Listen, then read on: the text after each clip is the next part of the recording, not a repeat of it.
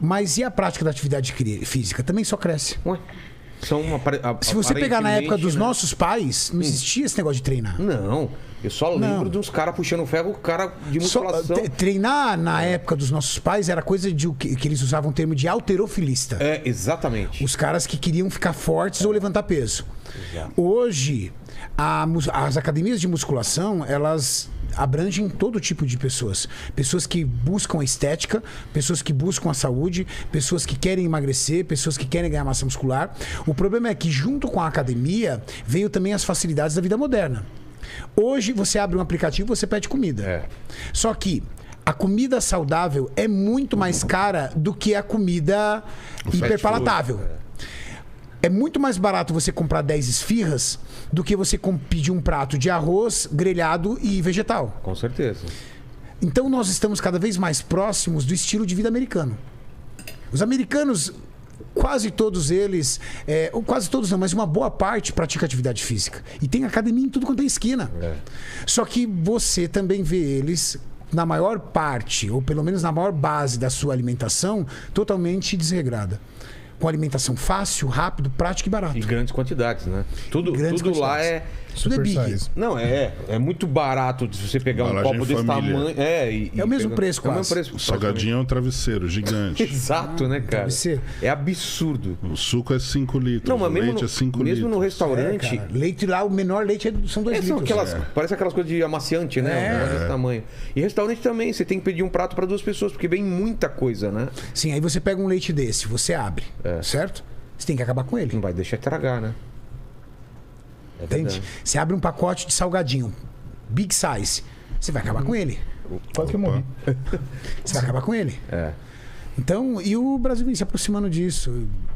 Entendeu? E qual é a saída? É uma reeducação alimentar só? É uma mudança de lei? O que faz para... Olha, a saída também são os meios digitais. Eu acho que as pessoas hoje eles têm muito mais acesso à informação. Isso né? Eles têm muito mais acesso. Mas eu acho que essa curva crescente de população de obesos não vai baixar tão cedo. É mesmo? A tendência talvez com uma mudança, talvez com o avanço de tecnologia farmacológica para controlar isso de uma forma diferente. Você viu? Pode ver, as medicações vêm mudando e evoluindo cada vez mais. Antigamente você tinha medicamentos que tinham aquela atuação poderosa no sistema nervoso central e era o que tinha. Agora você já tem os análogos de GLP-1, que é uma outra configuração muito mais tecnológica. É uma molécula muito mais moderna. Então, análogo de GLP-1, ele faz algumas coisas, né? Neurologicamente, ele diminui a tua sensação de fome por uma via alternativa do controle da fome, que é um negócio chamado trato solitário. Trato? Tá? Trato solitário. A gente tem... A forma básica da gente controlar a nossa fome, Rogério, é um negócio chamado núcleo arqueado.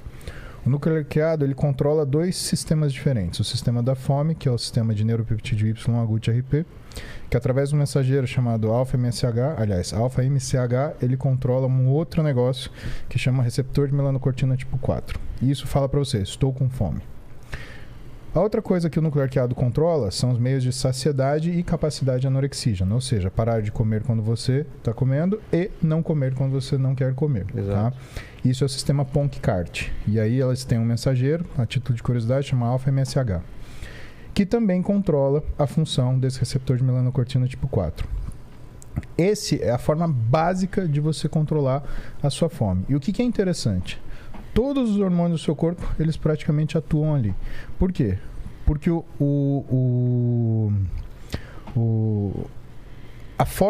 hormônio básico que acerta isso é o estradiol. Só que o estradiol, tanto no homem como na mulher, ele não é um hormônio produzido imediatamente. Ele é um hormônio que acontece secundário à aromatização da testosterona. Na mulher, essa aromatização ela acontece principalmente nos ovários. E no homem, essa aromatização ela acontece principalmente nas células gordurosas.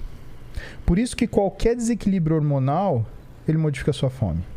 Aí você fala, mas você está falando só de hormônio sexual. Não.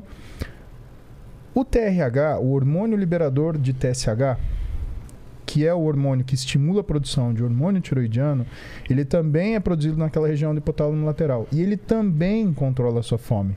Então, se você tem tireoide desregulada, se você tem hormônio sexual desregulado, a tua fome, ela vira do avesso. Agora, você imagina um amigo meu, por exemplo, que ele dorme tarde, tem hipotireoidismo e tá com a testosterona baixa. Eu conheço esse cara. Esse cara é um cara Sou muito... Sou eu. Então, aí combinado, dormir tarde, hipotireoidismo e alteração de secreção de testosterona. E aí?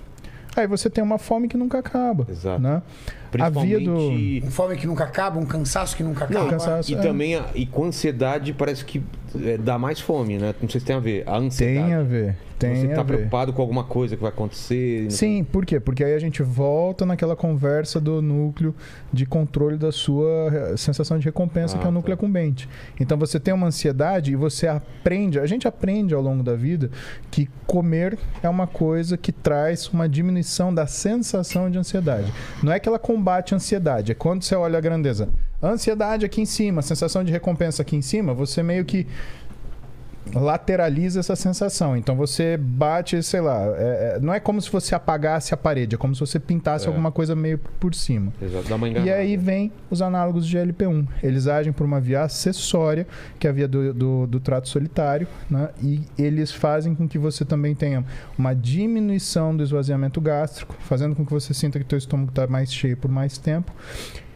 Fora a ação endócrina que ele tem, que é o aumento do tempo da ação da insulina, e a insulina no sistema nervoso central, ela é sacietógena. Tem muito profissional que ele tem uma confusão nesse termo, eles acham que a insulina dá fome, porque eles estão acostumados ao paciente que tem diabetes, por exemplo, fazer abuso de insulina e ter muita fome. Não é, mas nesse caso é que o paciente ele tem uma alta resistência periférica à insulina. Isso é um mecanismo de resistência hormonal, é outro papo.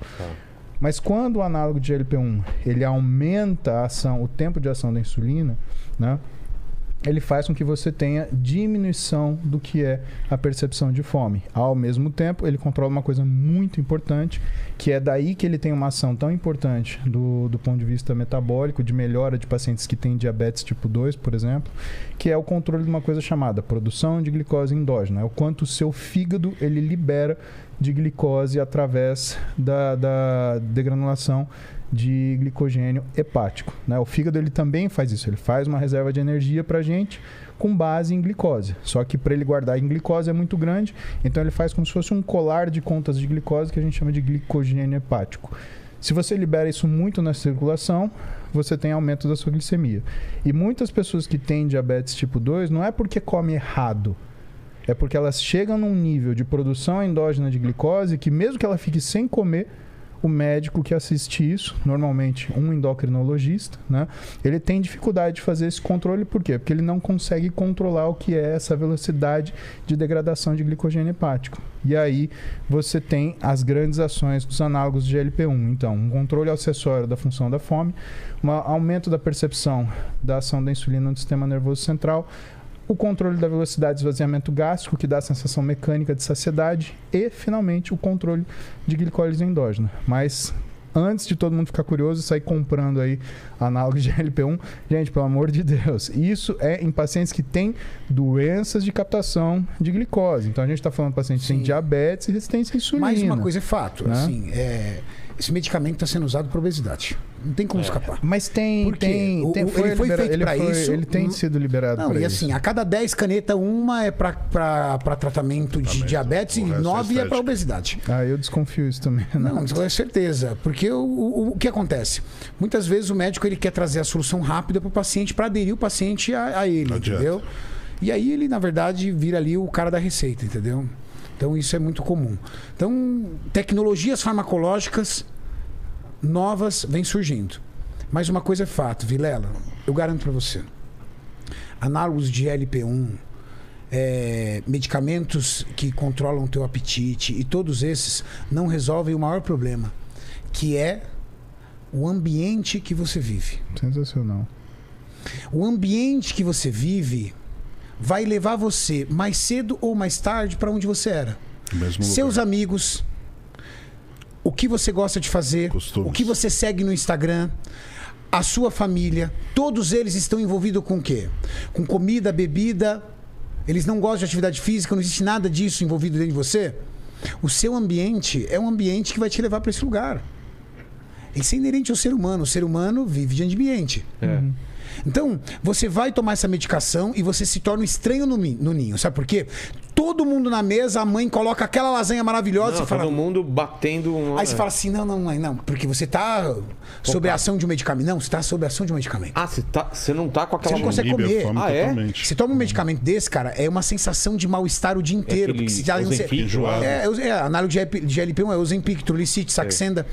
Esses medicamentos, você fica com náusea. Sério? Você olha pro negócio... Se eu falar, Nossa, Você não pode quer falar, comer, não, de não, hipótese alguma. não, você não come. Legal. Tá. Você não come. Você não come. Tá, passa um mês, passa 2 meses e o peso baixando. Passa baixando. Só que quem não come isso também não consegue comer proteína. É mesmo? Porque proteína não desce. Pô. Quero ver você comer um frango Não consegue. sem fome. Você não come um hambúrguer. Aí sabe o que eu vejo as pessoas comendo? As pessoas que tomam esse tipo de medicamento? Doce. Doce É. vai. Doce vai? Ah, me dá um. Sim.